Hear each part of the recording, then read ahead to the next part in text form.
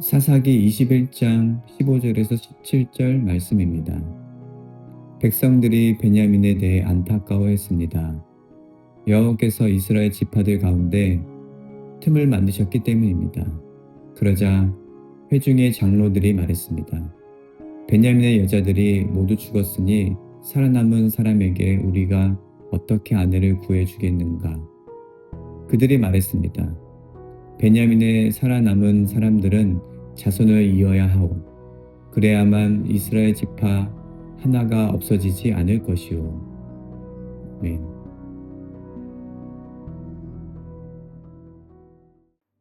하나님께 아무것도 묻지 않고 겨우 해낸 사람의 생각과 계획은 역시나 불완전했습니다. 사실 이스라엘 백성들은 이렇게 하면 이들의 모든 고민이 해결될 줄 알았지만 사람의 방법은 여전히 한계가 있었습니다. 잠시 지금까지 이스라엘 백성들이 고민하고 있는 문제를 돌아봅니다. 모든 지파들이 하나님께 돌아왔는데 베냐민 지파만 돌아오지 않았습니다. 그래서 하나님은 베냐민 지파를 이스라엘의 다른 모든 지파들의 손에 내어주십니다. 그렇게 사람들은 하나님의 정의를 자기들이 실현시킨 줄 알았습니다. 그래서 베냐민 지파를 완전히 끊어버릴 것까지 이들은 하나님 앞에 맹세합니다. 하지만 막상 그렇게 맹세하고 나니 고민이 생깁니다. 그래도 자기들의 형제 지파인데 과연 이렇게 하는 것이 옳은 것인지에 대한 고민이었습니다. 그래서 나름대로 자기들끼리 고민을 하며 방법을 찾아냈지만 그것으로 그 문제는 해결되지 않았습니다. 그러면서 오늘 말씀이 이어집니다. 15절 말씀을 보면 여호와께서 이스라엘 지파들 가운데 틈을 만드셨기 때문입니다 라고 말씀하십니다. 하나님은 왜 때로 공동체 안에 틈을 만드실까요? 이 말씀은 얼핏 보면 이상합니다. 하나님은 하나 되기를 원하시는 분이신데 이 틈, 왜 분열시키시고 갈라짐을 만드셨을까요? 이스라엘 백성들은 지금 베냐민 지파를 멸절시키고 나서 그 책임 앞에 서게 됩니다. 하나님의 이름으로 맹세했지만 그 맹세는 결국 형제 지파의 씨를 끊을 위기로 이어졌습니다. 이 모든 사건의 출발은 하나님께 묻지 않은 감정적 맹세였습니다. 베냐민 지파의 죄에 분노한 나머지 이스라엘은 우리는 베냐민 지파에게 딸을 시집보내지 않겠다라고 하는 맹세를 하나님 앞에서 합니다. 그 결단은 정의감에서 나온 것처럼 보였지만 하나님의 뜻을 묻지 않은 감정적 결정이었습니다. 그래서 이들은 자기들이 책임을 감당하려고 애씁니다. 한 번은 야베스 길르앗 사람들의 딸들을 억지로 데려다 주기도 했지만 숫자가 부족했습니다. 해결책이라고 내놓은 모든 게 겨우 해낸 인간의 생각일 뿐이었습니다. 그 계획은 불완전했고 또 다른 문제를 낳았습니다. 그러나 오늘 말씀을 묵상하면서 우리는 놀라운 한 가지를 깨닫게 됩니다. 하나님은 이스라엘 가운데 틈을 만드셨지만 그 틈은 더 멀어지기 위한 틈이 아니라 더 가까워지게 하시려고 하는 틈이었습니다. 아까 15절 말씀에서 여호와께서 이스라엘 지파들 가운데 틈을 만드셨기 때문입니다 라고 고백하는 이스라엘 백성들의 모습은 단순히 상황을 분석한 것이 아닙니다. 이것은요, 하나님께서 하신 일의 의도를 발견한 영적 고백이었습니다. 베냐민 지파는 죄를 지었지만 하나님은 그들을 완전히 버리시지 않으셨습니다. 오히려 다른 지파들의 마음을 움직이셔서 형제 지파를 회복하고자 하는 깊은 애정과 책임감이 생기게 하셨습니다. 17절 말씀을 보면 이스라엘의 장로들은 이렇게 말합니다. 베냐민의 살아남은 사람들은 자손을 이어야 하오. 그래야 이스라엘 지파 하나가 없어지지 않을 것이오. 베냐민이 회복되기를 진심으로 바라는 그들의 마음속에는 하나님의 뜻이 서서히 자리 잡고 있었습니다. 하나님께서 만드신 이 틈은 그래서 은혜의 시작이 됩니다. 단절이 아닌 회복의 계기가 되는 것입니다. 인간이 감정으로 만든 맹세를 하나님께서는 틈이라고 하는 과정을 통해 새롭게 하십니다. 그렇게 하셔서 결국 12지파 모두가 하나로 유지될 수 있게 하신 것입니다. 혹시 여러분들의 공동체 안에 틈이 보이십니까?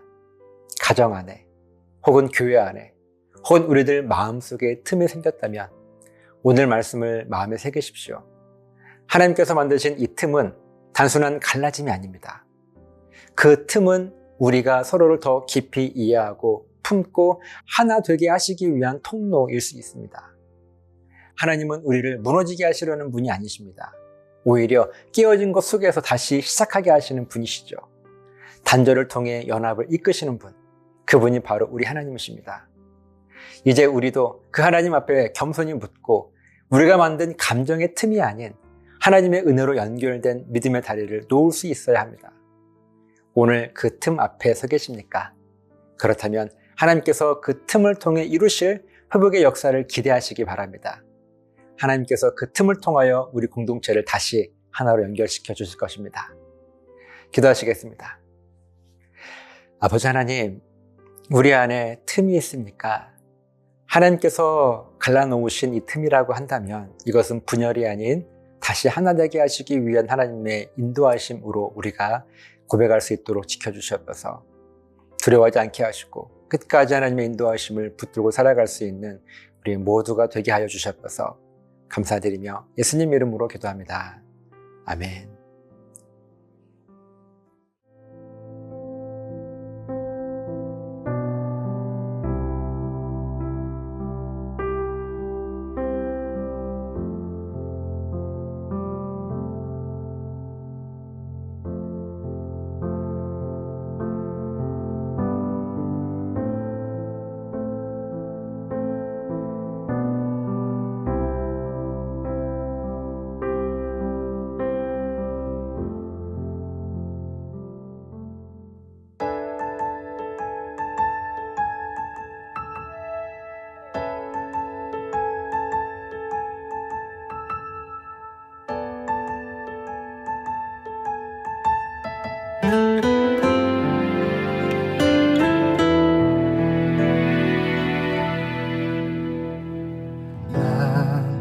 지금껏 어린아이처럼 말하고 깨닫고 생각해왔어.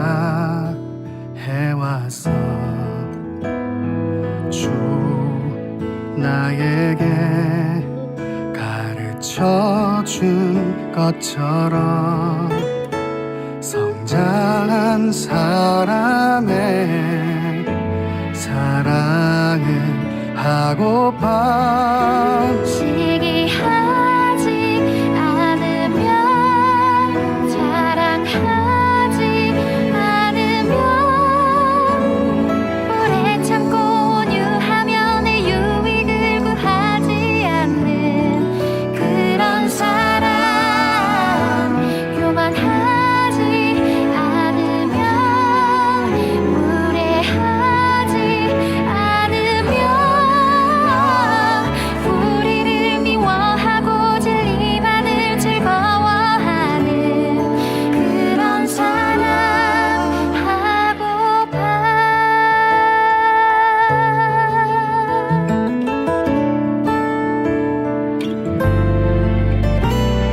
주 나에게 가르쳐준 것처럼 성장한 사람의 사랑을 하고파. 시기하지 않으면 자랑하지 않으면 오래 참고 원유하며 내 유익을 구하지 않는 그런 사람